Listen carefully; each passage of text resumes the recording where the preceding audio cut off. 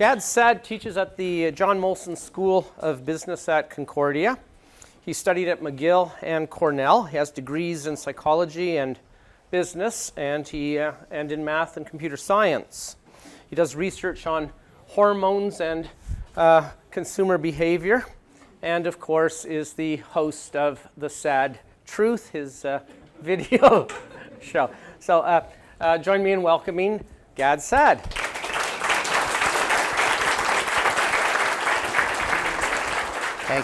Thank you, guys. I don't know if any of you have seen the classic movie All About Eve, 1950, with Bette Davis.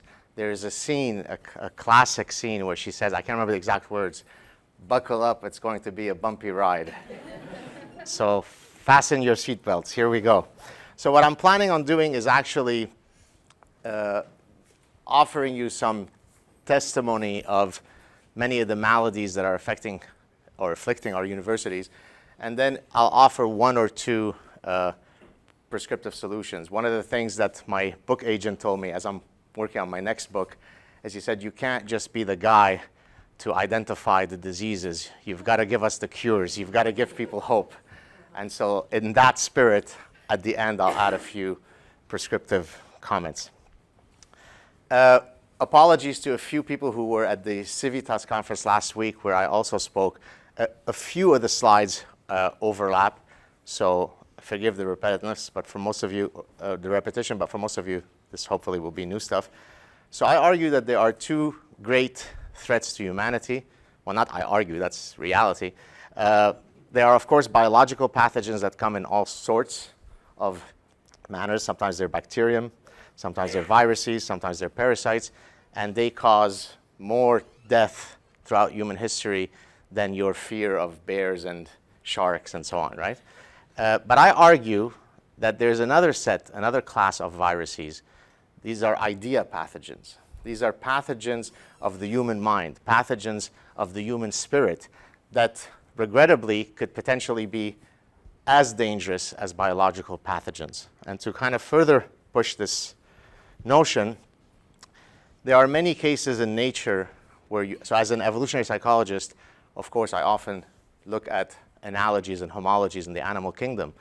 And so here are some parasitic realities in nature, and then I'll link it to some of the things that interest the group here. So the spider wasp is a much smaller organism than the spider on which it eventually stings it, rendering it hapless, dragging it to the burrow, where it then lays its eggs, and then its offsprings eat it in vivo. Now, how is that related to anything that we're interested in here? Well, political correctness is the spider wasp.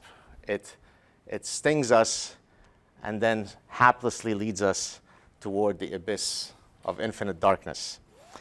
Toxoplasma gondii is a parasite that afflicts mice, and when they're afflicted with that parasite, they lose their innate fear of cats.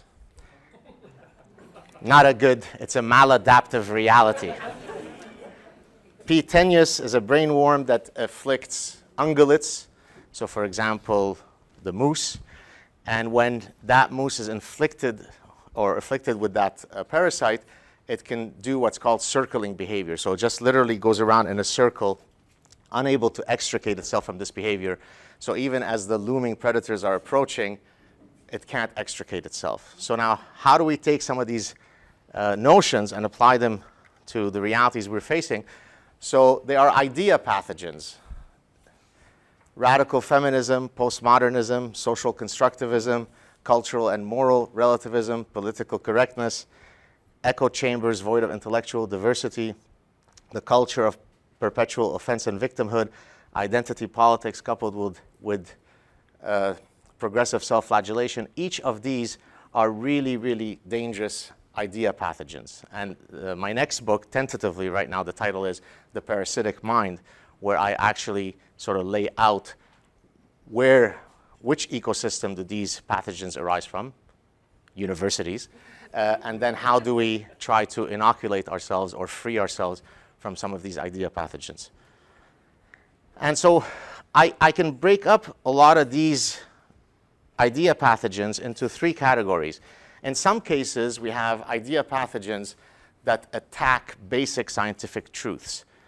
There is no such thing as two phenotypes in Homo sapiens. There is no such thing as biological sex. That's a fundamental attack on a reality that is obvious to the average dull 2-year-old. But apparently, you're a Nazi bigot if you think that biology matters. Then there are attacks on the epistemology for seeking truth, right? So there are endless ways of knowing, and your way of knowing, called the scientific method, should not be a privileged way. Postmodernism says no objective truths. So in this case, it's not a specific truth that you're attacking, but you're attacking the epistemology of how to go about approaching getting to truth. And then thirdly, there's a class of pathogens that attacks the idea of what it is to navigate through a meritocracy. And I'll give examples of each of these for today's talk. I'll begin with all the sort of the feeling stuff that you all know about. We condemn freedom of speech that hurts other people's feelings. Okay. Here is for those of you who don't know their work, but I suspect in this room probably most of you do, the Justice Center for Constitutional Freedoms comes out with a yearly index where they rate all Canadian universities on 4 metrics: university policies, university practices, student union policies, and student union practices. So in this case, they rated 60 universities on these 4 metrics, so there are 240 possible grades. In a perfect world, you'd have 240 A's. There were 6 A's out of 240. 6 A's. Digest that. And 38 F's.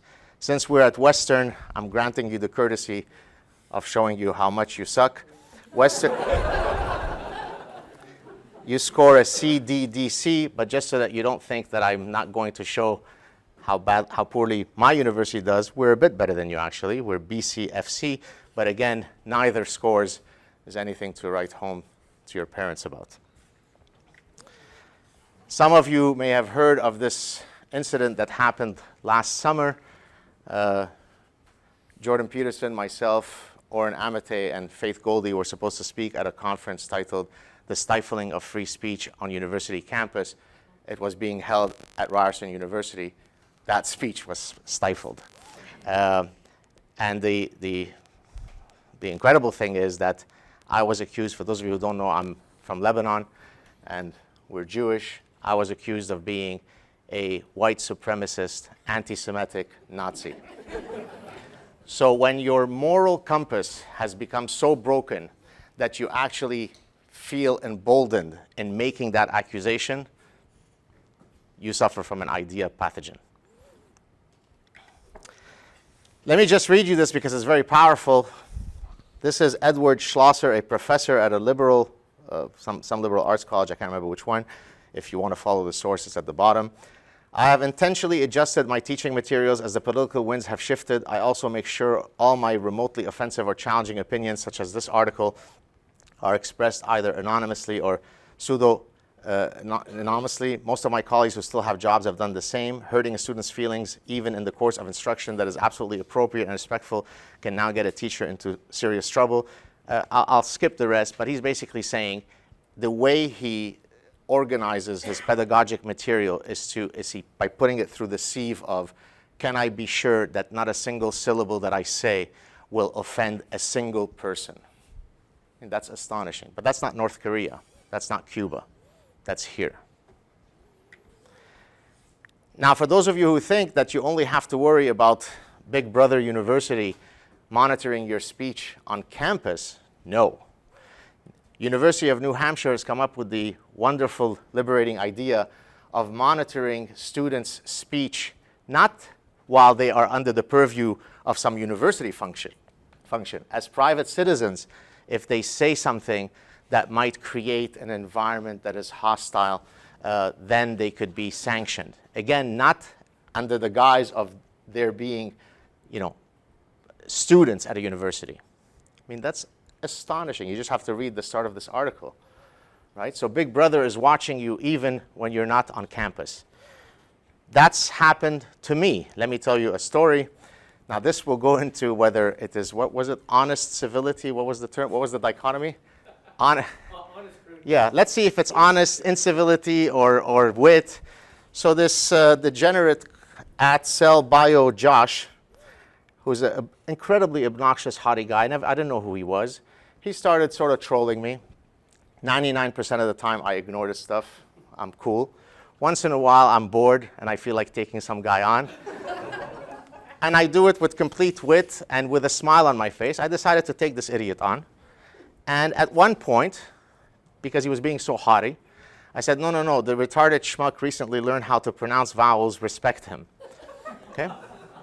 I had no idea who this guy was. I mean, literally no idea. He's an anonymous guy on Twitter. He could be a guy, a woman, I don't know. He starts by tweeting to my university, he's hurt, he's been attacked. It's homophobia. So then other people respond, say, well, what are you talking about? Why is it homophobia? What are you talking about? I don't know what his sexual orientation is. I don't know if he's a man or a woman.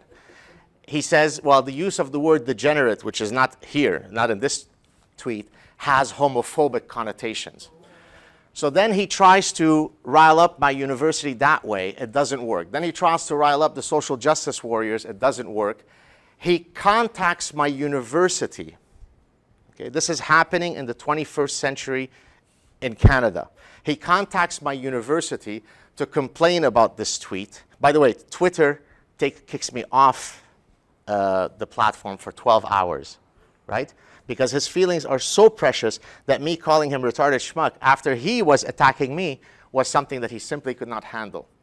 Is this someone as an adult who could function healthily in society? Anyways, the university contacts me after hours, politely, to question me about this. Can you guess how that conversation went?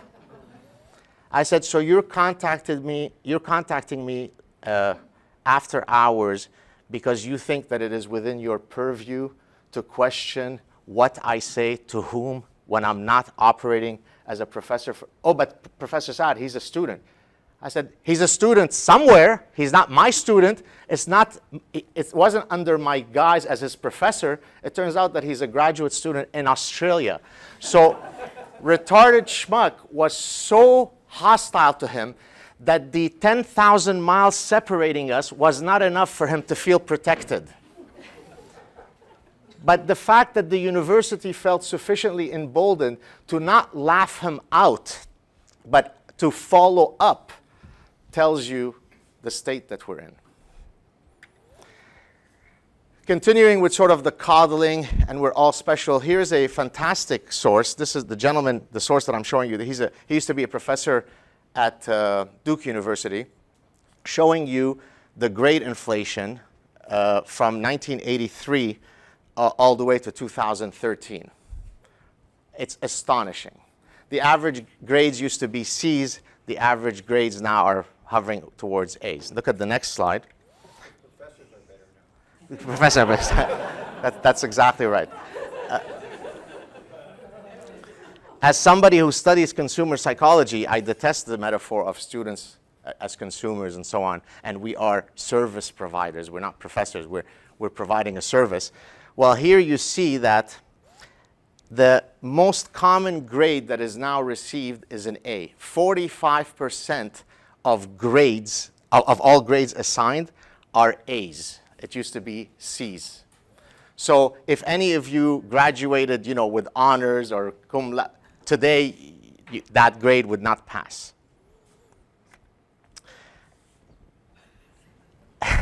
This is an article that I wrote a while ago, and it's only gotten worse. The article was titled, "I'll have large fries, a hamburger, a Diet Coke, and an MBA. Hold the pickles." Okay? And this is, I've obtained an MBA, but when I obtained the MBA, I think it was 67 credits. It was 2 full years, 4 semesters of 5 to 6 courses, graduate courses, a semester for you to finish. 25 years later, it's roughly half that. I think now it's about 40 something. Well, what happened? Why is it that 20 years ago you'd have to pass through a much, much larger hoop to get the MBA? Well, because market conditions, people are busy. We have to water it down. You could do it on the weekend. That's attacking the integrity of the academic process. I won't read this whole thing, but just to kind of give you some good news, here's the archetype of what I would consider the ideal student. This is an email that I received just a few days ago from a student who had done very poorly in my course, yet wrote to me to simply say, I'm sorry that I did poorly. I think your course was fantastic. I take responsibility. What? For having done poorly, and this is the first time that someone writes this, I appreciate this spiritual experience. Now, that's some good feedback. When a student is able to characterize your course as a spiritual experience, that's a good thing. So in this case, the student is taking personal responsibility. They're being intrinsically motivated. That's certainly the type of traits that we need to be fostering in our students. I always tell my students when they are thinking about, whining about their grades, I give them the following analogy. When I go see my physician and he gives me my cholesterol scores, I don't negotiate for a better cholesterol score. My cholesterol score is it. And so your grade is it down to the last 2 decimals, and usually I don't end up having any problems with them. Not only is grading racist, peer-reviewed research is research. So the process by which we adjudicate good ideas from bad ones using the peer review process, that inherently itself is a form of white supremacy. So this is, some of you would of course know this case. UBC law professor Lorna June McHugh argued that the peer review process is antithetical to her oral traditions, and the Human Rights Tribunal said, yeah, that sounds like a good idea. Let's talk about it. And then, of course, I added here, and this is because it's as someone who's now been a professor for almost 25 years, I see it. If you go through the tenure process, rest assured you're going to get tenure as long as you're not a white male. And I know this from personal experience. I mean, not me, but having sat on tenure committees, every single case is overturned. So we could sit there, we could waste tons of time. It goes through the different layers. A person has not been in the least bit productive, and then they refuse tenure, and then you show up the next year, oh, look, they're here. And you never find out what happened, but you know that they simply filed some grievance. You know that they weren't a white male, and somehow the denial of their tenure was overturned. So as I wrote here, productivity is for suckers, your identity is your CV. Since, of course, the whole peer review process and tenure is all part of white supremacy, I decided to give you a list of things that have now been defined as being white supremacy. I won't go through all of these. Sorry, what is it? But yeah, pumpkin's latte, actually. It's pumpkin's latte. Disney, taking exam, meritocracy, voting for Trump, having white children is white supremacy. Thomas Jefferson statue, white marble and artwork, science is white supremacy, capitalism, mathematics, free speech, medieval studies, university mascots, Halloween costumes, milk is a form of white nationalism, saying all lives matter is white supremacy, promoting diversity of thought, the US Constitution, and I don't know what that means, but the invention of the white race is a form of white supremacy. This is not satire. For those of you who watch my stuff, you know that I'm pretty big on satire and sarcasm, but they're always beating me. Reality is always ahead of my satire. This is at Trent University in Canada. It's okay to be against whiteness. And look at the quote, not by Lindsay Shepherd, but by Lindsay Yates, the Trent Central Student Association Ethical Standards Commissioner. It sounds very ominous. Whiteness upholds systems of power like capitalism and patriarchy, and as we continue accessing and not acknowledging the privilege of being white, we help to uphold these oppressive systems. So capitalism is an instantiation of white supremacy. The CBC, surprise, contacted me to comment on this, and of course, they took the following quote. They were accurate. Judge people on their individual merits and faults, and let's stop with this identity politics nonsense. This is at my city, one of my alma maters, McGill campus. If any of you have not watched this clip, you should. It's a clip of a gathering of a Me Too, at McGill. It really is astonishing. It's difficult to watch it and believe that this is truly happening at a leading world institution. They start off by, so this is a Me Too, the whole sexual assaults and so on. They start off by sort of pointing to white men as being the problem, because of course there is no recorded evidence whatsoever that any other men engage in sexual violence other than white men. And then they apologize for standing on stolen land.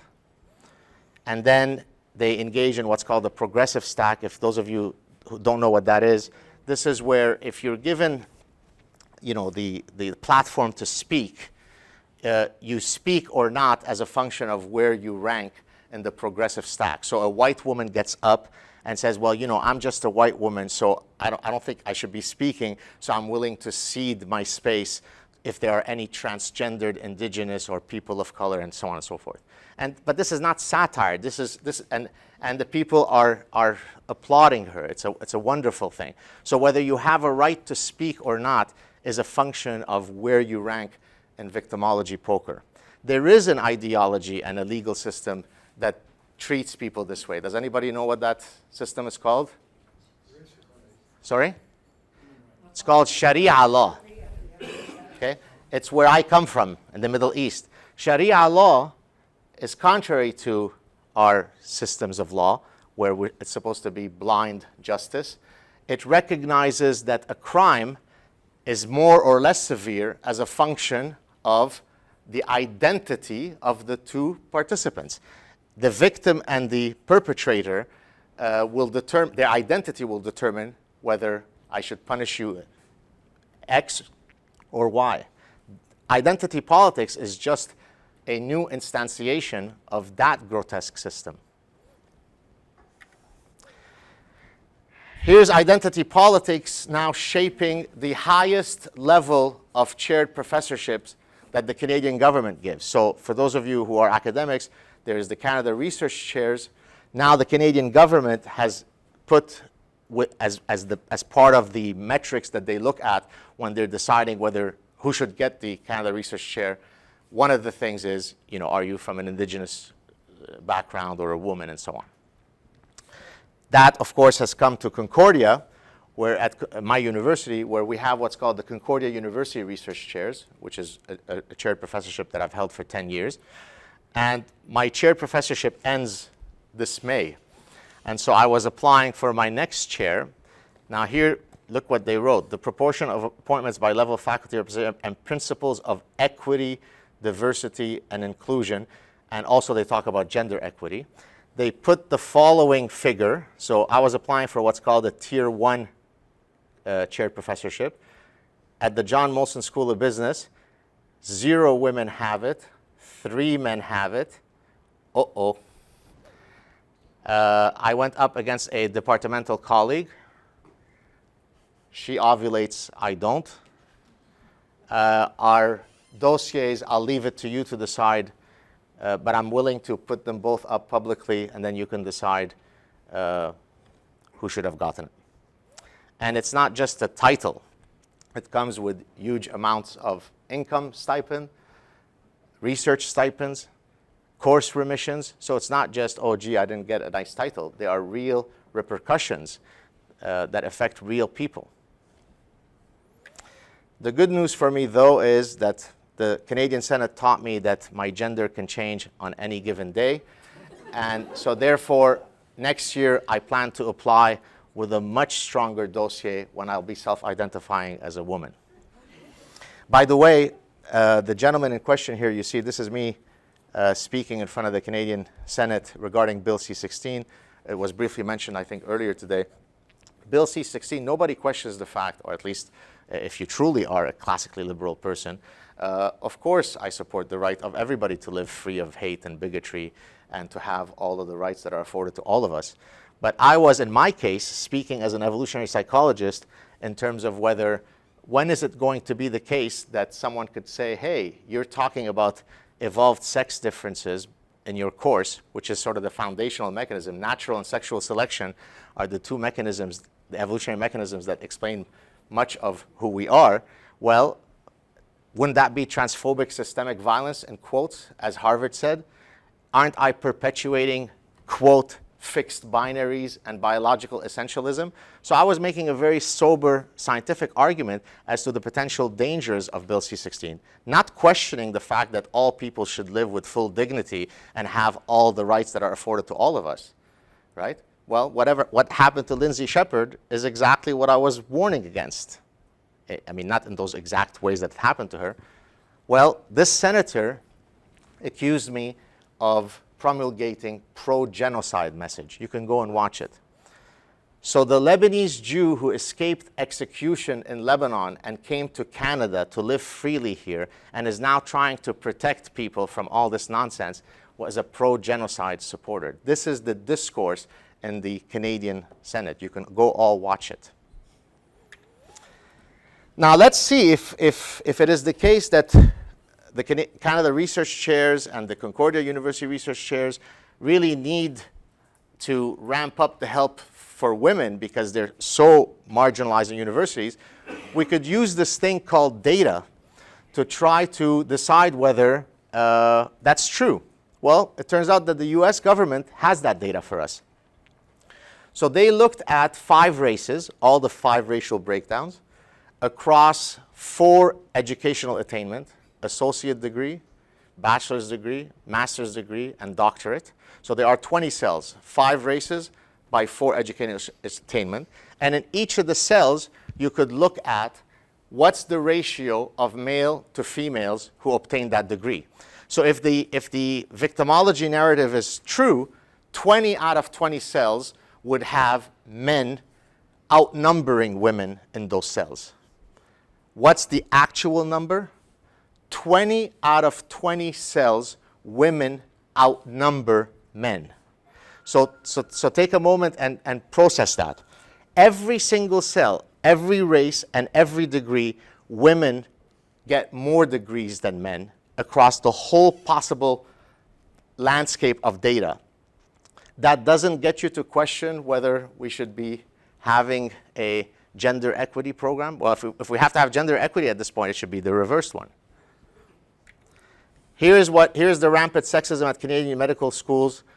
Women outnumber men now at almost all the schools. So that's why, we need to give them more perks. Now again, this is not questioning the fact that for many, many years, there was institutionalized sexism against women. No one's questioning that, and no one needs to lecture me about that, since I come from the Middle East, where there continues to be massive, endemic, institutionalized sexism against women, and I speak out against it. But we need to be able to change the narrative when the data no longer supports the victimology narrative. But apparently, you're a Nazi bigot if you do that. Let me now give you some examples of attacks on scientific truths and attacks on the epistemology for generating truths. Some of you may have seen the story if you follow my work. This is a story that happened to me. This is in 2002, and in a second you'll understand what these 2 images mean. In 2002, one of my doctoral students had just finished his PhD. He's actually now a Canada Research Chair professor at Laurier. His name is Tripat Gill. And we were going out to celebrate his finishing his PhD. And he told me, I'm bringing a date with me. And it was myself and my wife. And so we were going out to, he said, but I just want to give you a heads up, Professor. She's a radical feminist and a postmodernist and a cultural anthropologist. So can we tone it down? To which I said, mum's the word. Of course I wasn't going to keep quiet. We knew that promise was going to be violated at some point. So during the evening, at one point, I said to the lady, so I hear you're a postmodernist. Yes. I said, well, do you mind if I offer you, so postmodern, there are no objective truths. Do you mind if I offer you, because as an evolutionary psychologist, I do work under the assumption that there are universal truths. There are things called human universals. So can I pitch some, what I consider to be universals, and then you could tell me how I'm wrong? Yeah, go ahead. I said, okay, well, within Homo sapiens, only women bear children. So I prophesied, I was being prophetic about the whole Bill C-16 way before it happened. I said, only women can bear children. Is that a universal? She looked at me with utter disgust, with contempt. She huffed and puffed. She rolled her eyes. I said, absolutely not. I said, no, it's not only women that bear children? She goes, no. There is a Japanese tribe off some island where within the spiritual realm, within their spiritual doctrines, it is men who bear children. By you restricting the conversation to the biological materialist realm, that's how you keep us barefoot and pregnant. After I recovered from my mini stroke, I then asked, okay, well, maybe it's too controversial for me to argue that women bear children. That seems to be too taboo. Let's take a slightly more innocuous example. Is it true since time immemorial that sailors have presumed that the sun rises in the east and sets in the west? Is that true? Here she used something called deconstructionism. She said, what do you mean? I don't play labels. What do you mean by east and west? What do you mean by sun? That which you call sun, I call, and now you'll understand, I call dancing hyena. And there, I said, but fine, so the dancing hyena rises in the east and sets in the west.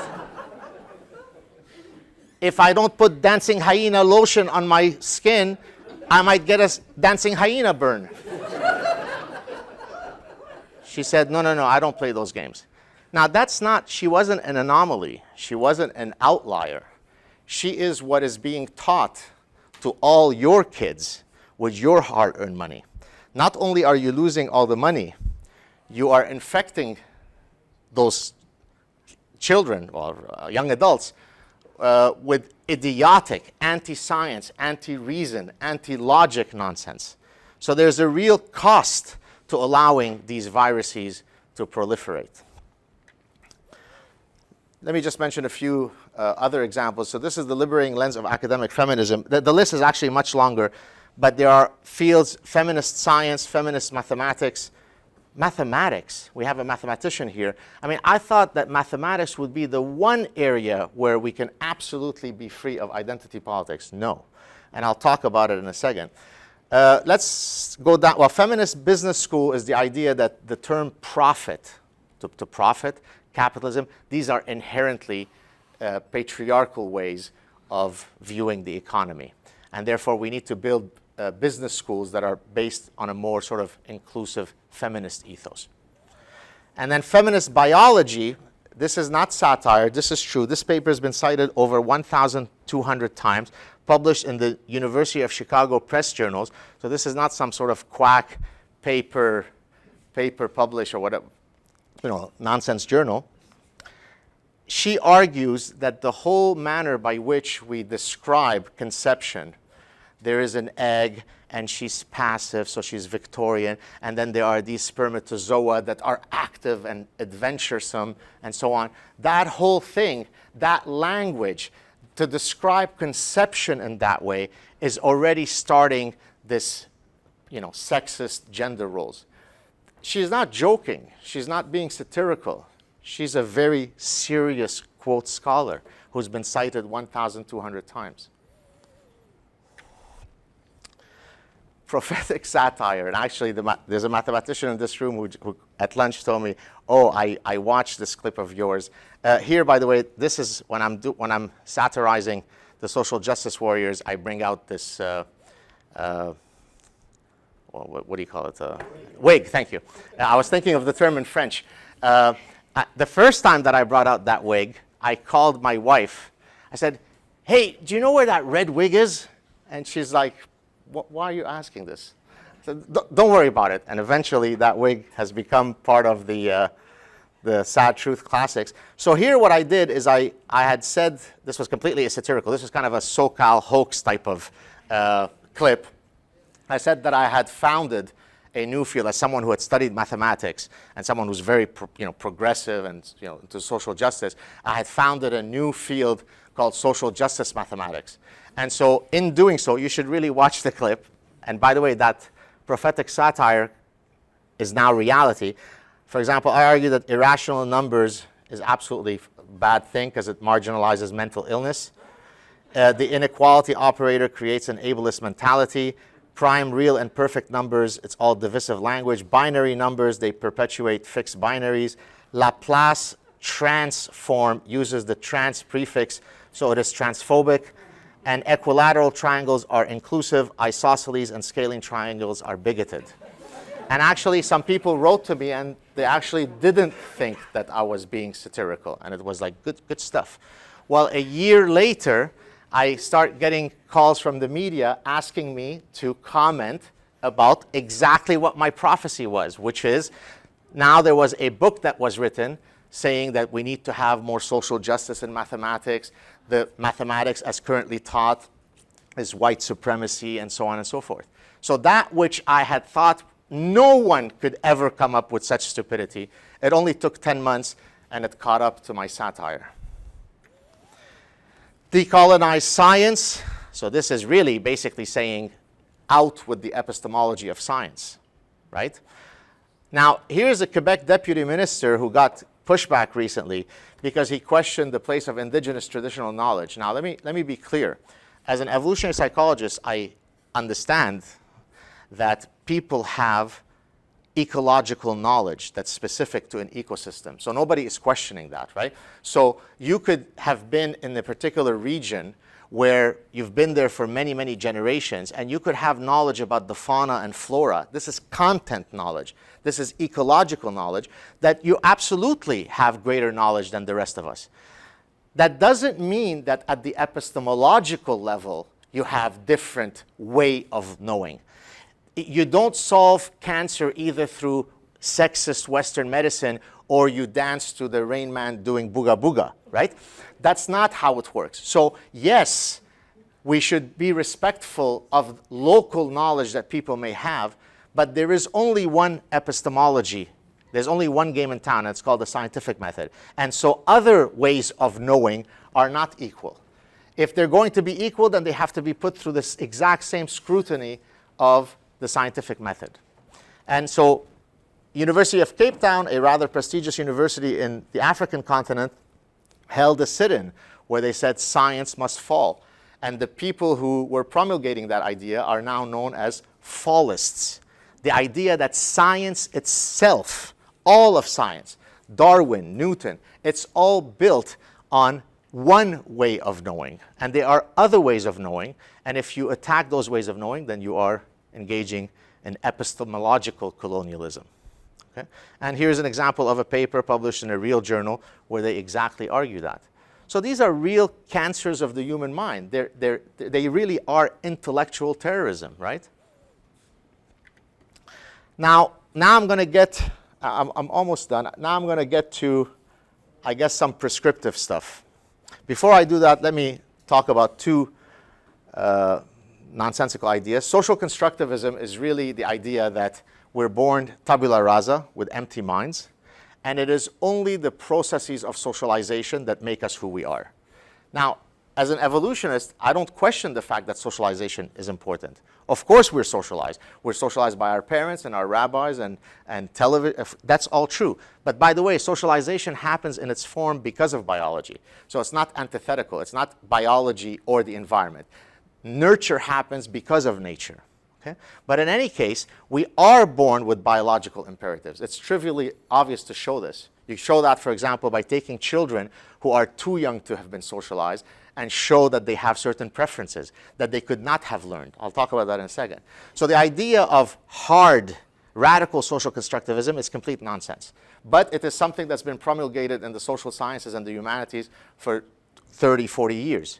Biophobia is kind of a consequence of that. Biophobia is fear of biology. So biology is okay in describing the behavior of the mosquito and the rabbit and the zebra, but don't you dare apply biology to explain human affairs. Somehow humans transcend biology, right? That's what makes us human, according to these folks. What makes us human is that we are not under the purview of the same biological imperatives as the zebra. We're cultural animals. And of course, we're not. We're both cultural animals and biological animals. So how would you dismantle something like this? So next, what I'm going to talk about is a epistemological tool that you could all use when you're having these trench ideological warfares with people. So take, for example, well, why do you think I put these two toy things? So toy preferences is sort of one of the classic examples of so-called social constructivism. The idea is that little boys are taught to play aggressively with blue trucks. Little girls are taught to play in a nurturing manner with pink dolls. And that starts a cascade of gender-specific socialization, right? And a truly progressive person would have their son play with dolls and would have their daughter play with guns, right? But if you're a toy company, you don't care about ideological dogma. You care about selling things. And so that's why practitioners typically never give me grief for my theories, because they don't care about ideological dogma. They care about how do you describe reality as it really exists, right? So let's see if I could construct for you. This is called, bear with me, this is a bit technical. Excuse me. This is called a nomological network of cumulative evidence. What does that mean? If I want to make an argument that something is an adaptation, something is due to a biological cause, what I'm going to do is I'm going to try, so for example here, are toy preferences biological based or are they completely social constructions? Okay? So then I would think, what would be the data that I would have to show you to prove to you in an unassailable manner that there is a biological basis to toy preferences? And that epistemological process is what I call nomological networks of cumulative evidence. And I'll go through a few, I won't go through all of them, but I'll give you a bit of an example. Charles Darwin himself had used nomological networks, although he didn't call it that in his days, when he was collecting all of the data for origin of species over a 20-plus year period. What was he effectively doing?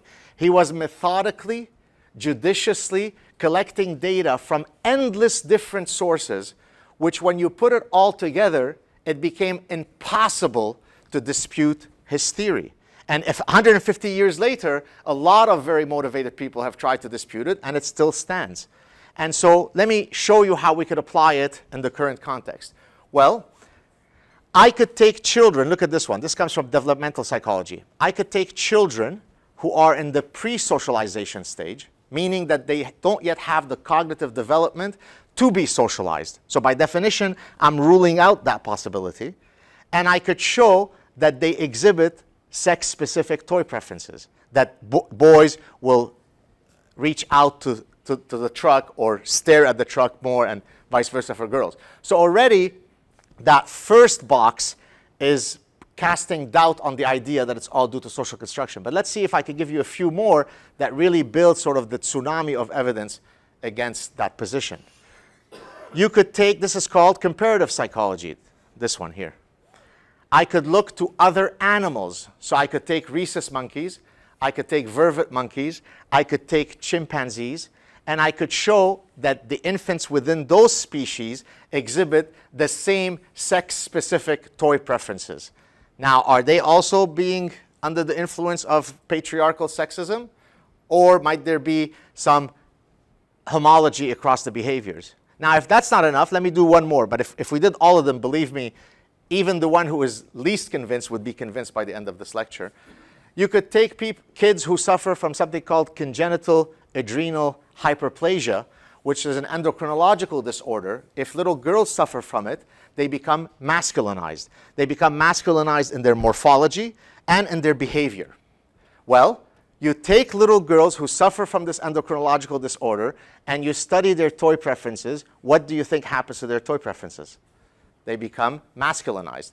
So if I stop the conversation right there, I'm not going to do all of them, already that is casting huge doubt on your idea that it's all due to the vagaries of the evil patriarchy. I didn't have to get into histrionics. I had to just simply be very judicious and think about what are the wide variety of data that I could offer you to convince you that you're peddling bullshit, right? And someone earlier, I won't point to them, said to me, you know, how is it that you carry yourself in such public forums with such confidence? Well, part of it is the luckiness of the random combination of genes that led to who I am. I happen to just be confident. But part of it comes from not speaking about something unless I'm fully confident that the data fully supports me. And the way that I do that is by building these nomological networks. And so all of us in this room should certainly benefit from understanding that epistemology. If you want to know if a particular religion is peaceful or not, build a nomological network. There is a wide range of data that you could collect, that's already been collected for you, that will unequivocally answer the question of whether Islam is peaceful or not, whether Jainism is peaceful or not. You don't have to guess, you don't have to listen to your friend, you could build that data. Bear with me a bit, I think we're still okay, bear with me. Does anybody know what the hygiene hypothesis is? You do? Okay, that's good. In evolutionary medicine is basically applying evolutionary principles, in medicine. Understanding the adaptive processes that led to our bodies to be able to better cure diseases. The hygiene hypothesis is a beautiful idea that basically said, well, it's not an idea, it's been confirmed empirically.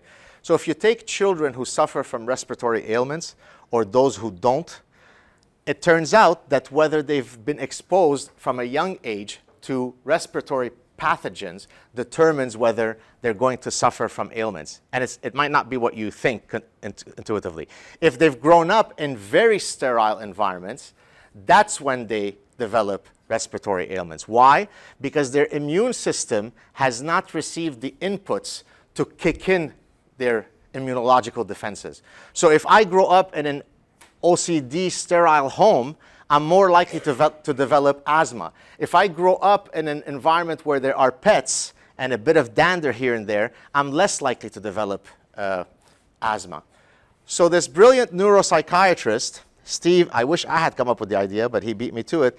Steve Stankiewicz analogized this to ideas.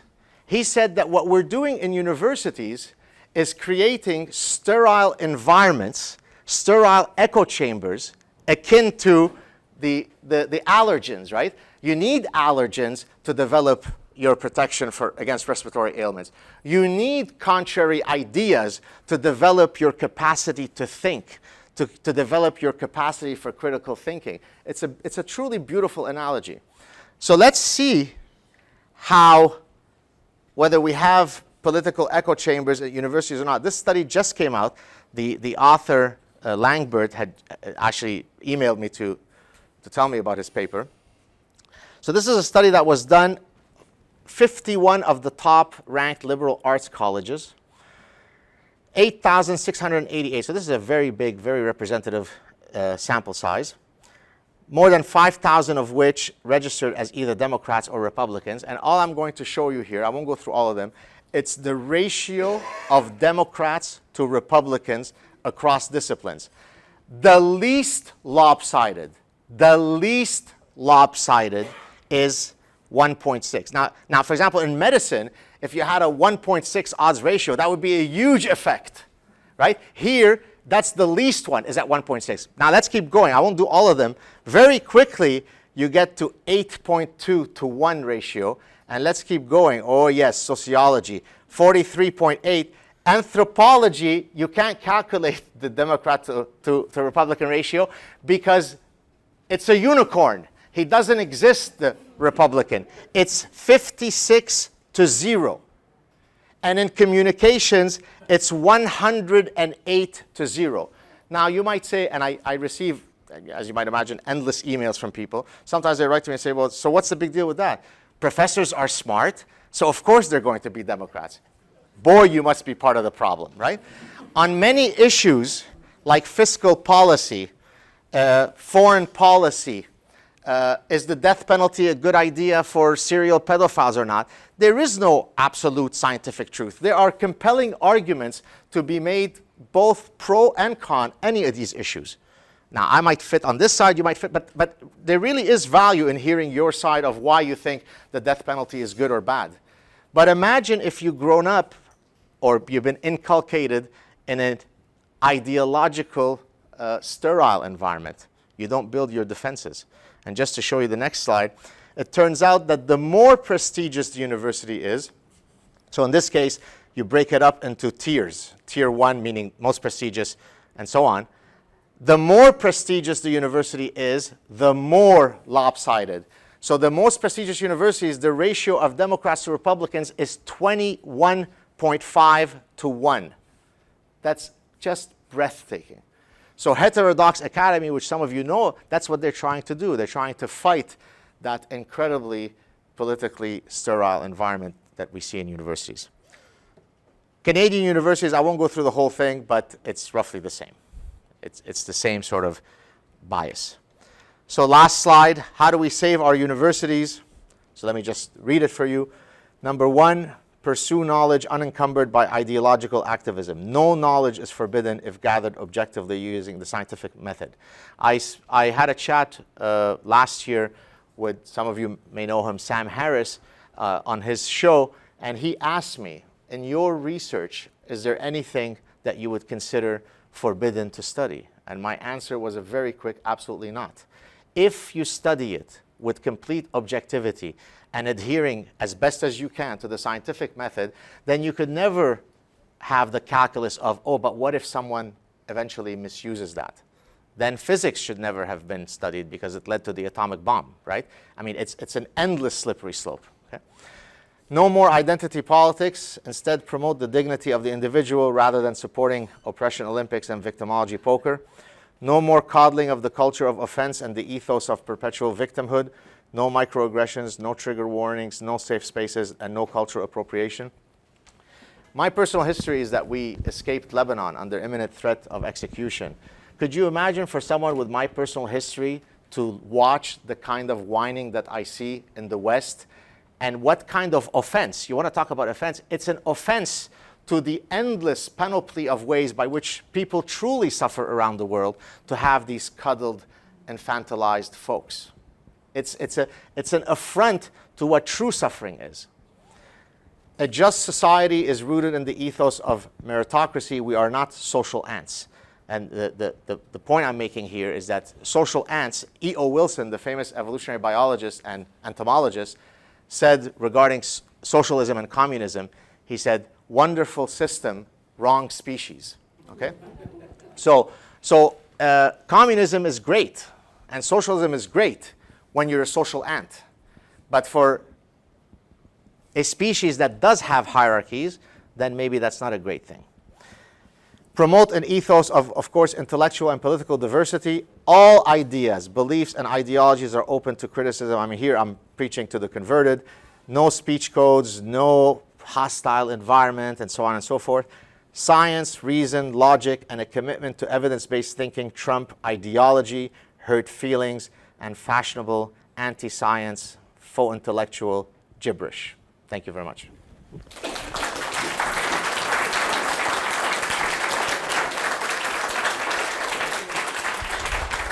Dr. Saad will now take questions and comments. And again, this mic doesn't amplify, it merely records. Okay.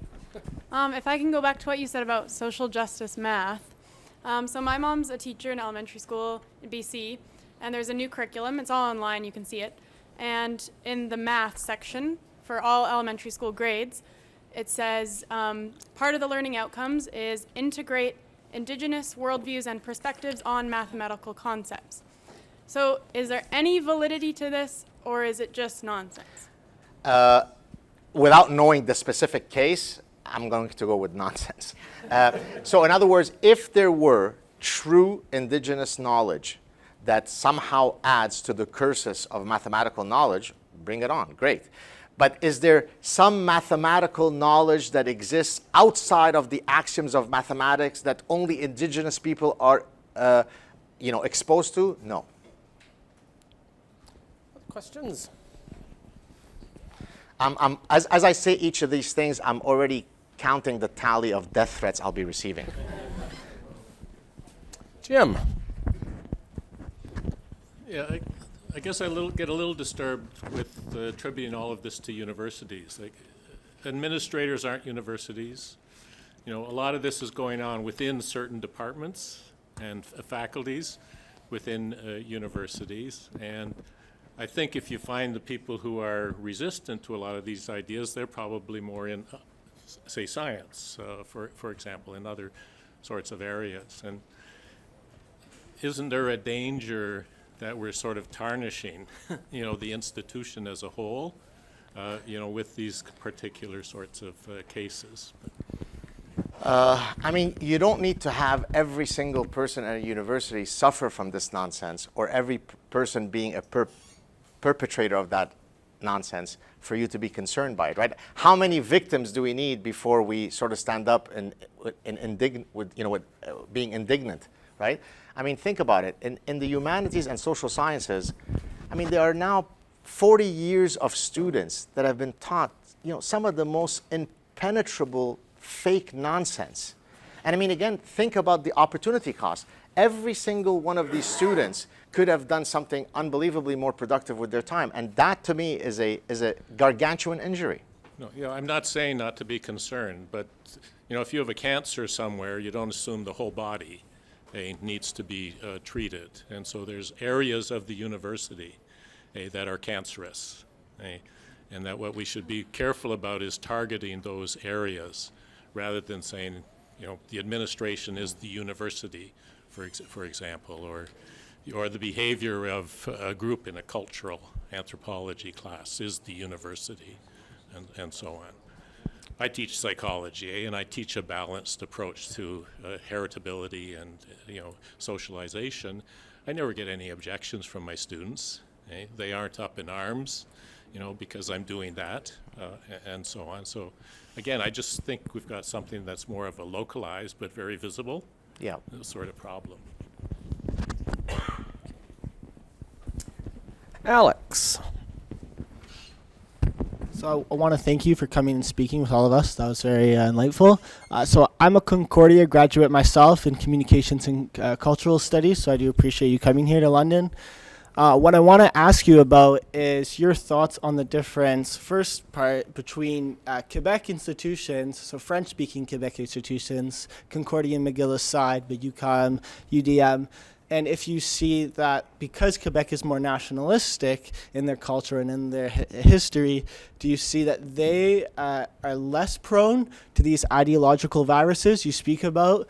And you also often give the distinction between, academic institutions to the West versus places elsewhere, but do you think that this is more of a North American issue, or do you see an epidemic in European schools, in Asian schools, and so forth? No, I think the what I call ostrich parasitic syndrome, which is sort of the collection of these maladies, can afflict anybody anywhere. So if I was asked, is this something that afflicts people on the left more? And my answer is no. I mean, in its current manifestation, yes, because a lot of the voices are coming from the left in this case. But it could afflict, so for example, science denialism doesn't happen only on the left or on the right. It's a different form of science denialism that happens, right? So when it comes to, for example, denying evolution, it'll be the people on the right who deny evolution, the sort of the religious folks. When it comes to denying evolutionary psychology, or the fact that there's a biological basis to our human nature, it is people on the left. So I don't think it is restricted to a geographical location or a political aisle. I think what makes this so problematic is that anybody, anytime can be. And some of my very good friends, some of the folks that you guys all know and respect, regrettably have now fallen victims to OPS. I won't mention names, but they have. Stephen. I want to avoid polemics from myself because this is questions for you, but I do have to follow up on the previous comment. I'm a psychologist, and I think psychology has been poisoned. I not as badly as sociology, obviously, and not as badly as humanities, but psychology has been poisoned. My research has been stifled. I've been rejected for little grants that should have been given me because I asked the wrong questions. I'm constantly worried about what I say, but I also have a close relationship with my colleagues in biology. I've been acting chair of the biology department, and I tell them repeatedly, they're coming for you. Right. They're coming for you. So yes, I mean, humanities, education's always been lost, but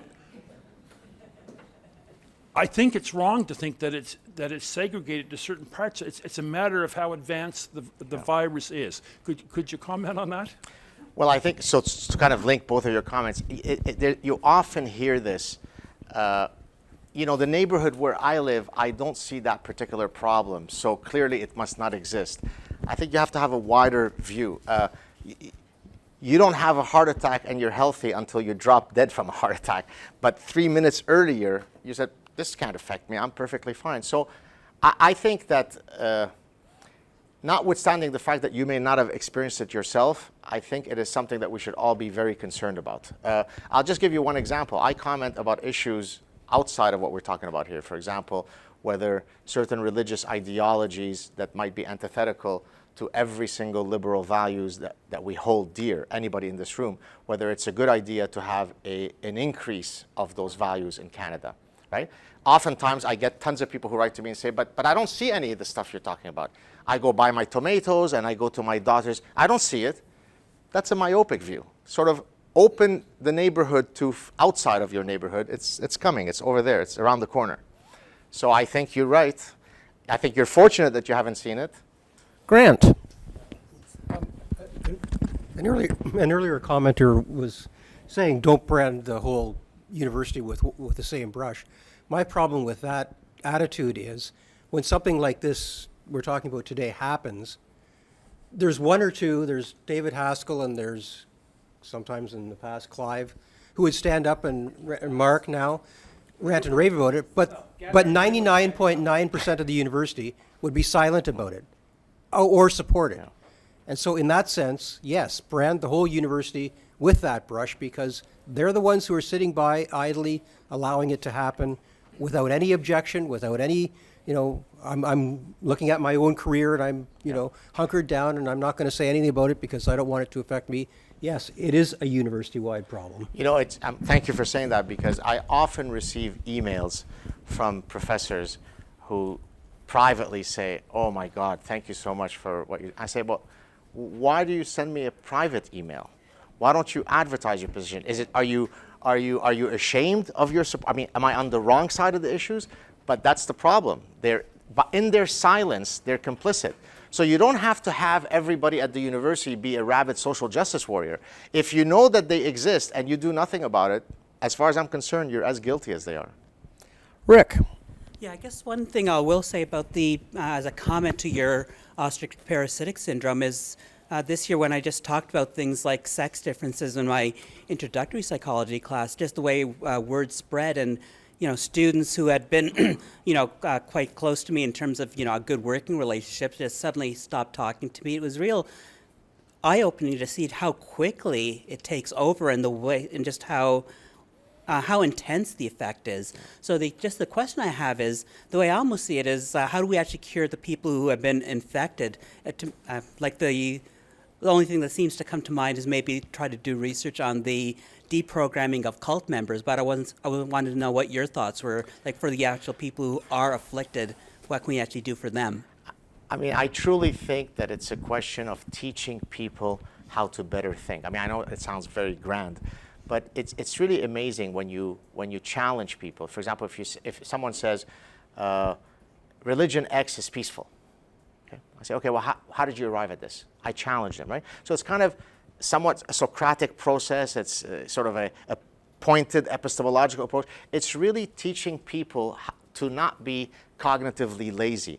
Most people, so as a consumer psychologist, one of the things I study is, when you're trying to simplify the information overload in your environment, you might use a simplifying heuristic like Japanese electronic products are great, right? That allows me to very quickly choose a product without having to do more search, right? So most of us have a sort of an innate desire to be cognitive misers. But for some of these issues, you can't be a cognitive miser. You really have to ask people to get engaged in building these nomological networks. And so that's how I'm sure there are many strategies. I try to convince people by the overwhelming data that goes against their position. And usually I'm able to be quite successful at it. I have Bill and Ava and Joanne and David, and maybe we'll have some more time after that, Sure. But we'll see. No problem. Bill. A question. What's driving this? As a psychologist and sex researcher, I often use the metaphor of fetish. the reactions to established knowledge, epistemology, methodology, conversations such as the ones we're having, correspond to the characteristics of a fetish reaction to a fetish object. They're highly selective, they're uncontrollable, and they're exaggerated. And I see people, who are making the pronouncements that we're talking about, the anti-scientism, the postmodernism, et cetera. I think the dynamic is some kind of nearly orgasmic pleasure. The condemning of an established knowledge somehow confers virtue on the individual and pleasure. What do you think the dynamic is? Where the hell did this that's a come great from? question. I guess I'll be talking about some of the stuff Where in my did it book. come from? Yeah, let me go back to that Why slide. do you feel so good? I don't think there's a singular explanation. I think it's a cocktail of different pathologies. So, for example, when it comes to the victimology mentality, I've coined the term or the malady Collective Munchausen or Collective Munchausen by proxy, right?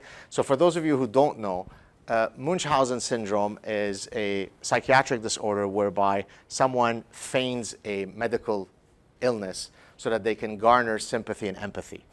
Munchausen syndrome by proxy is when you take someone who's under your care, typically your biological child, but it could be a pet, it could be an elderly parent, and you harm them so that then you can get the pleasure of the empathy and the sympathy by proxy. Well, when I see the victimology, right, it's not I think, therefore I am, it's I'm a victim, therefore I am. So there's a form of collective Munchausen whereby the main currency now is I get my strokes, my pleasure through being a victim, either myself or by proxy. I'm the social justice warrior who's helping those poor victims. So that would explain the victimology mentality. The postmodernism, I actually think I have a not nearly as sort of psychoanalytic explanation as yours. So Jacques Derrida, Michel Foucault, and Jacques Lacan, and the rest of the French postmodernist scammers, I think simply stumbled on a way to get tons of people to actually show up and in complete reverence listen to their complete random gibberish and take them seriously.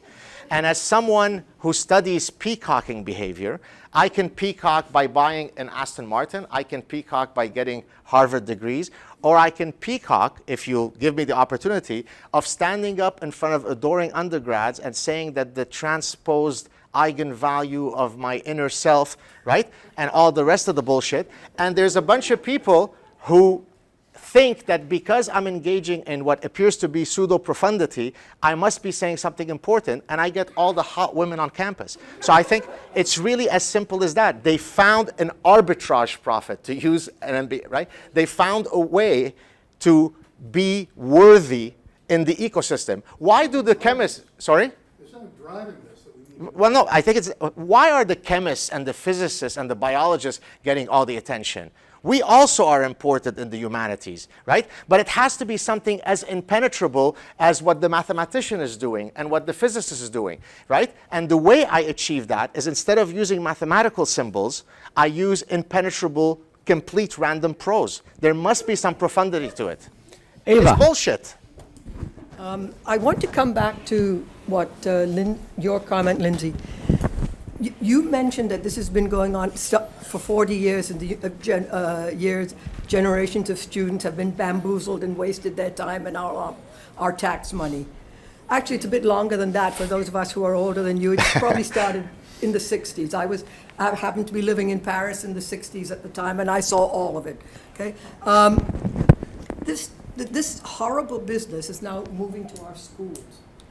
And this teaching of this gender stuff, and now indigenous mathematics in grade 1. We can't teach children how to add and multiply and subtract, but we're going to introduce all these extraneous elements into it. I think the danger for our societies is now really very bad. And I'd just like you to comment on this penetration now into the schools. Well, when you're trying to advertise to children, there are different countries have different laws, but typically one argument is that you shouldn't be allowed to target children. Let's say you're selling cereal, but I mean, I'm going to come to your point. you shouldn't be able to target children in selling them cereals because they can't build a counter argument to it.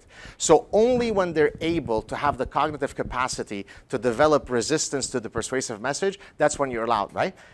But can you think of one product that you're allowed to target your children straight out of the womb? No. Religion, right? So I can't sell chewing gum to a child when he's 8 or 9 because, you know, he's too cognitively fragile because of my persuasive message. But straight out of the womb, I could sell him my nonsense, and nobody can do anything about it. So then to answer your question, exactly. I need to get to that child at the point where he's got no defenses. That's when the buck is happening. It's as simple as, and it's not conspiratorial. It really is what's happening. Joanna. I'd like to get back quickly to the slide where you talked about, we don't necessarily have to go there, but let's just recapture when you were talking about how convenient it is for, let's say, various disciplines to say, well, people act driven by culture when we're trying to understand their behavior and their sexuality, but then various inconsistencies creep in. For example, when people are seen as purely biological, purely animals driven by biology, when we're considering, for example, ecological questions. So my quick comment. My question to you is: do you see a way that we can bring a lot of these, that we can bring the inconsistencies out and start bringing a discussion in which we're actually considering people as both more holistically, so that those who want to condemn, let's say, people's ecological behavior don't get away with saying, well, we're just like bacteria, when those who are saying, well, we're purely social constructs get away with it a moment before that? Look, evolutionary psychologists don't argue that we are strictly biological beings. Rather, the formal position is what's called interactionism. In other words, no evolutionary psychologist worth his salt doesn't recognize that for most traits that matter, we are an inextricable mix of our biology and our environment. Absolutely, but that's not what we hear, right? From whom? From evolutionists or from the ideologues? From who?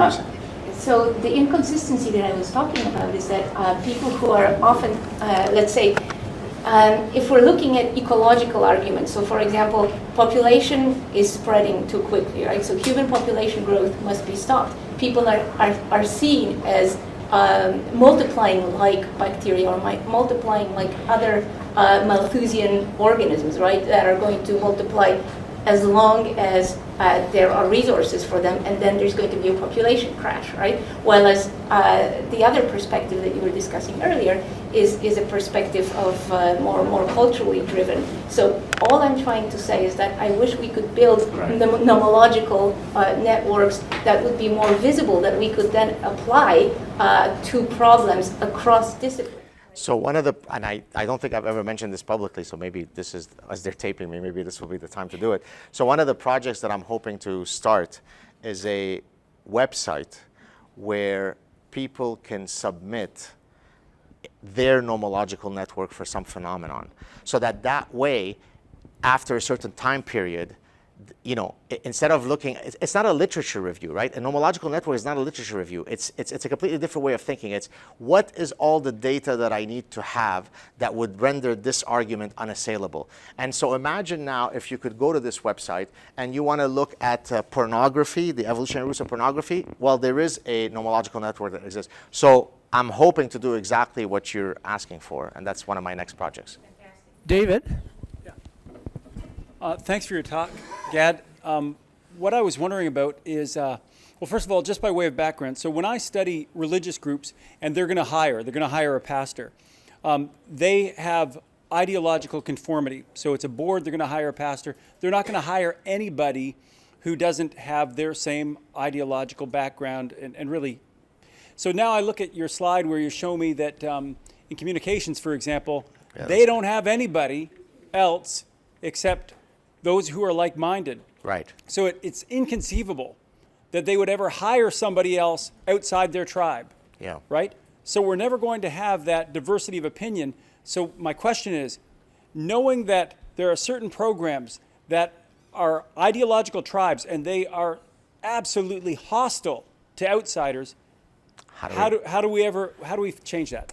Yeah, it's a tough question. I mean, the sort of the vague response to that, but it might sound gimmicky, is I tell people that to the extent that we are innately tribal, right? So we are coalitional animals. We do see the world as blue team and red team, whatever. Try to then instantiate your desire to belong to the tribe of truth. Now, we can get into what does truth mean. But in other words, let me give you a specific example. I often get someone who writes to me and says, well, I watch all your stuff, I read all your stuff, I can't tell, are you a conservative, are you liberal, are you this, are you that? And my answer is, I'm none of those things. I'm a one idea at a time person. So sometimes you'll, on the death penalty, for example, I'm someone who thinks, we don't have to get into all this now, but I believe that if you are a serial rapist of children and we have 10 your DNA in the rectums of 10 children, I feel no moral difficulty of executing you, okay? On that dimension, then you would think, oh, gee, this guy is right-wing. When it comes to social issues, I'm about as liberal as they come. You would think I'm a social justice warrior, so to speak, right? So I'm an ideas guy. I let whatever cognitive consistency that exists within me allow me to take positions. I don't belong to left. I don't belong to classical liberal. I don't belong. So what I would love for people to do is foster that bent. Simply take piecemeal ideas at a time, and then using whatever moral compass you have, form an opinion that's hopefully informed. That's it. A few more questions, Gad, or are you? It's okay. I'm good. All right. Well, Christopher then.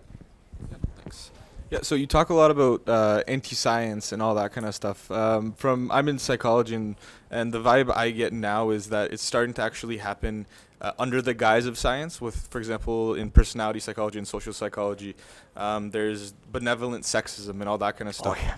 And so can I explain what that is before you give you? Okay. Sure. And actually, I've written several articles on it. Yeah, I saw one of those. That's great. In the never-ending desire to find sexism everywhere, it turns out that the standard form of sexism that you would all be familiar with and that you would condemn is called hostile sexism. But there's another form of pernicious sexism that's called benevolent sexism. So if you are galant to a woman, that's benevolent sexism. If you open the door to a woman, that's benevolent sexism. If she is being attacked by 3 men and you come to save her, now you're in a real difficult position. Do I save her and then I'm a sexist, or do I pretend I didn't hear her screaming and I could at least avoid the appellation of being a sexist? So that's what benevolent sexism is, folks. Go ahead. Yeah, so you talk a lot about like the solutions, what we can do as citizens and as academics and teaching. But now since it's actually gone into peer review, and I think the benevolent sexism scale has like 3,000 citations, something ridiculous, and a lot of it isn't very critical. I feel like as academics and as researchers, we can actually challenge that through science instead of just accepting it as accepted science, even though it's total crap. Yeah. So your question is, what can we do to fight against this? Yeah. Fight against this. In other words, I receive innumerable emails from people. What can I do? What can I do? You don't have to have a huge platform. Your professor says something that completely defies logic. Challenge them respectfully, politely, with civility, right? But challenge them. Don't be quiet. Don't do what regrettably Lindsay had to do, which is feel that she couldn't speak. You're a professor at a meeting. Someone says something that is contrary to human dignity. Challenge them on it. Everybody has a voice in this battle. It's ideological trench warfare. Just get engaged from the smallest possible way to the biggest possible way. Joanne. I just would like to say, I know that this is a talk about what's happening in the universities, but it's really starting in JK. It's starting in elementary school with the victimology, that everybody has to get a trophy, nobody can fail. I know in 1992 I was fighting whole language with my children. I quit my job, rented a church, and ran a school for 3 years, or my middle child would have been illiterate. Now I would be doing the same thing over the sex ed. But now we have 30% of our children in grade 6 are not competent in math or reading. There is something wrong here, and what we're teaching them is you are a victim, and you warrant being praised for everything. They teach phonics, they teach the initial consonant, and anything you guess for that word, they tell you it's a great job, even though every word is wrong. So I think that what this all is happening now is just a manifestation of what has been going on for many, many years, starting with JK. Daniel. It's Daniel. Excellent. I have a question. I'm a PhD student in computer science. In particular, I find it interesting with my peers oftentimes, especially with, say, some controversies involving the Google memo. Yes. I find a lot of my peers don't speak out in favor of some of the conclusions that were in that memo. And oftentimes they're very intelligent people, but they don't speak up like on the other side. But then often I'll find that faculty within my department, not necessarily my department, but in other universities that I've been a part of, they oftentimes will not, that'll be the only side you'll hear is the one against the Damore memo. Right. Now, obviously I don't like the... this is involving sex differences and the demographics you find within the tech industry. So maybe I can summarize it for the people who don't know, because I actually knew about it. So just to give you the background to that story, I had been invited to the Google main campus to give a lecture. It's part of what they call the Talks at Google series. And my talk was on all my evolutionary psychology stuff, right? And then a few days after that, the Google memo broke. So the rumor on the internet was it was someone who had been at my talk who had been emboldened by it. And so then before the whole thing breaks out, I was in contact with James Damore for him to come on my show. I was in California on vacation with my family. But then the Google people who were fans, who had invited me, said, if you speak to James Damore, we can guarantee you what's going to happen to your lecture, meaning that it would never be posted. And so we took the very sort of pragmatic decision of holding off our conversation until after Google had posted my talk. But the fact that we even have to engage in this mental calculus is extraordinary. This is supposed to be Google, but they do no evil, and they were engaging in evil. Yes, so my question is, since I'm kind of early on in my academic career, but I obviously like to go to the academic route, I'm one of these theory people. I love my theoretical computer science. Do you have any advice for any PhD students that really are wanting to help fix this problem, whether fixing is the right word, whether it be short-term or long-term? Any advice for, say, researchers and that want to fight in this battle? Any advice for them that they could use now? Because right now, obviously, for example, if I were to be very openly against some of the policies that are out right now, especially in CS departments. For example, there are, one example now, it's not usually talked about as often as there's, for example, women-only scholarships in a lot of CS departments, which I find, But anyways, my main point is, what advice can you give for a PhD student that wants to maybe find a tenure-track position, if there one that exists? I got it. Well, to avoid job security issues. I'm always conflicted when people ask me that question, because I understand the pragmatic reality of people having real concerns. But those concerns arise not just as you as a PhD student. If now I'm an assistant professor, should I speak or wait till I'm tenured? Now when I am tenured, should I speak or wait until I have full professor? Now I'm full professor, should I wait or until I have my chair professorship? Now I'm chair professor, but I think I have a good shot at the Nobel Prize. Should I speak or wait until that? Well, now I'm dead. Should I speak or, right? So my point is, this is there's in ecological economics, some of you may be familiar with something called tragedy of the commons, right? So let me just briefly mention it for those of you who don't know. Suppose I've got a plot of land, and they've got 10 farmers, and we all agree, gentleman agreement, none of us is going to use that plot of land for our cattle to graze on it, because we need it to recover, right? Now, each of us thinks, well, you know what, if I cheat on that agreement, I get my cattle to graze on the land, but the other 9 guys will be super honorable. That's the ideal outcome, because I still get to do what I want, and all the others will be good. of course, the tragedy of the commons is that every single one falls under that premise, and then we all cheat, and the whole thing goes to hell. How do we apply this to what you're saying? So the tragedy of the commons is, well, you know, I don't have to speak because I worry about my career, but let him speak. Let Gad Saad speak. Let Jordan Peterson speak. Let some other guy who puts his neck out speak, because I got to worry about my PhD. I got to worry about my assistant. No. If we all were able to develop a term that you heard me use in the Canadian Senate, testicular fortitude, and speak in unison, the problem would be resolved very quickly. But because we're all bound to our myopic careerist interests, then it ends up being that the monster could keep coming at you. Rise up, speak. Matthew, then Cassia, and then Phil, and I'm afraid we'll have to end it there. Matthew.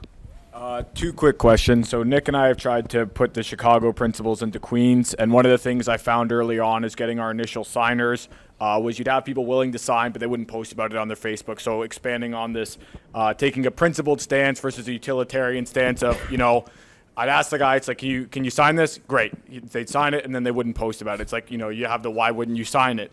But, you know, also your point about, you know, needing to take a principled stance. Do you have any sort of specific advice on identifying when it's better to take a utilitarian stance and when it's better to take a principled stance?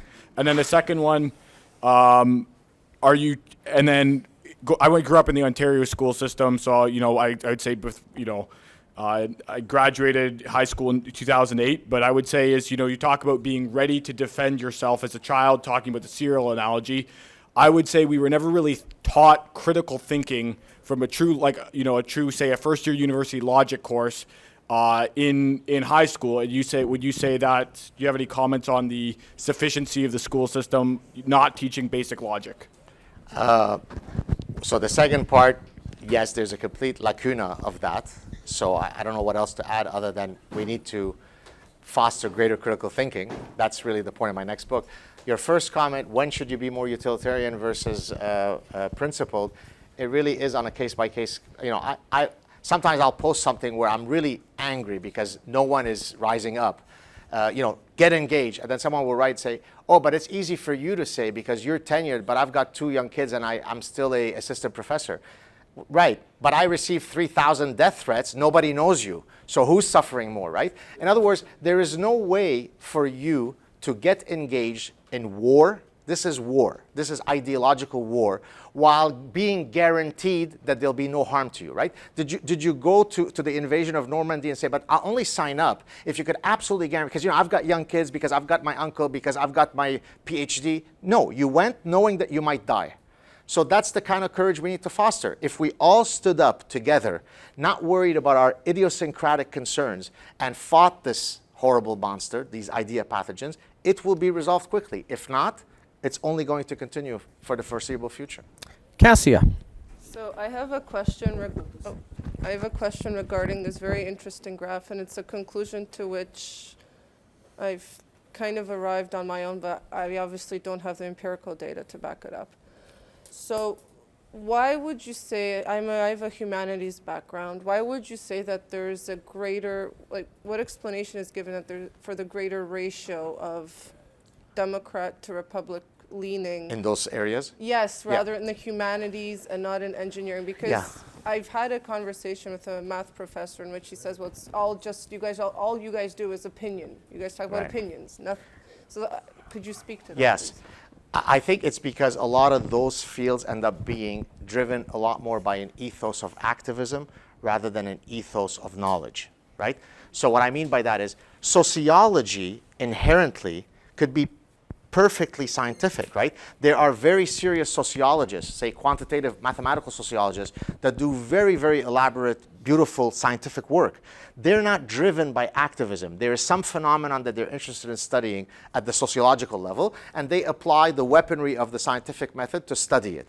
The problem is that in many of those fields, the driving engine, the raison d'etre of the person is not the pursuit of knowledge, it's the promulgation of activism and ideologies. And therefore, that's why you're going to get that lopsided stuff. It's more difficult in business or in neuroscience or in engineering to have this lopsidedness, because the people who go into this can come in all varieties. They're there really to advance a field of knowledge.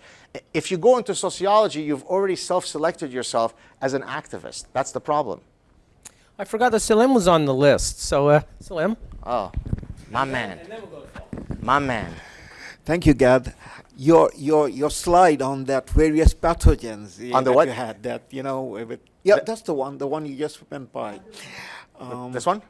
Postmodernism and Oh, all that the whole early, list okay. that Yeah, you yeah, yeah, had. hold on. Hold on. What surprised me, or what I found missing, Gad, maybe you have a good reason for it, is that I would say that all the box and the circle that you put up are particular description of the viruses, but there is a meta-virus afflicting the West, and the university is not outside of the society. And the meta-virus afflicting the West is multiculturalism. Yeah, you're right. Everything falls into Yes. that box. It's not on this slide just because I couldn't fit. I put So 9. But the list that's of a- idea patches is greater than this one. when- I'm with you. When our prime minister says, Yes. soon after election to New York Times Magazine, Yeah. that Canada has no core culture, there Right. is no mainstream, the result is all of this and much more. And we, the Canadian people, elect him resoundingly. Yes. I guess when I put cultural relativism, that's related to the multicultural idea, right? Because that's how you promulgate that. But yeah. And now for our final question, and thanks very much for your patience, Oh, no Phil. problem. My pleasure. As an engineer, I took great pride in one of those graphs. But Oh, the ratio stuff? Yeah, my question is I don't know whether is basically well, let's start. I'm finishing Martin Gilbert's book on the history of Judaism under Islam. Uh-huh. And one of the things that strikes me is that religion is a kind of virus, but also it seems to be an inherent part of how humans have evolved. Did it have some survival value at some stage? Yes, great question. So if you'll forgive me, I'm just going to get a bit technical with the answer. When you're studying a cultural form, let's say music, art, religion, from an evolutionary perspective, there are several ways that you could study it. One way is to argue that that form has adaptive value, right? So it's an adaptation. I'll explain in a second, okay? Another way is to argue that it is an exaptation. And an adaptation is that something confers either survival or reproductive benefits. So in the case of religion, an adaptive argument for religion would be, and this is the argument that David Sloan Wilson, an evolutionary biologist, a good friend of mine, has made in a book called Darwin's Cathedral. If a group that is religious has greater communality, greater cohesion, greater demarcation between us versus them, and if that confers survival advantage to the group, more so than a group that lacks in religiosity, that would be an adaptive argument for religion. Others argue no. There is no adaptation to religion. Rather, religion is an exaptation. The key proponent of that idea is an anthropologist by the name of Pascal Boyer, who was on my show. And the argument there is that an exaptation is a byproduct of evolution. For example, the color of our skeletal system, whatever it is not due to the fact that that is an adaptation. It's a byproduct. It's a path dependency, right? So then applying it to religion, we are, for example, a coalitional animal. We already have the neuronal system to view the world as us versus them. That neural system already exists. Religion piggybacks on it, right? Abrahamic languages all have, they are the Jews, the Gentiles, the believers and the kuffar, right? They are the ones who are going with Jesus and the rest of us who are going to burn in hell, right? So there's a very clear demarcation between us versus them. So the exaptation argument is that there is no adaptive value to religion. It's just it uses its memoplex, its viral qualities to latch on systems that already exist. And I'm not sure where I stand on it, because both arguments are reasonably compelling to me. Thank you very much. Thanks, guys.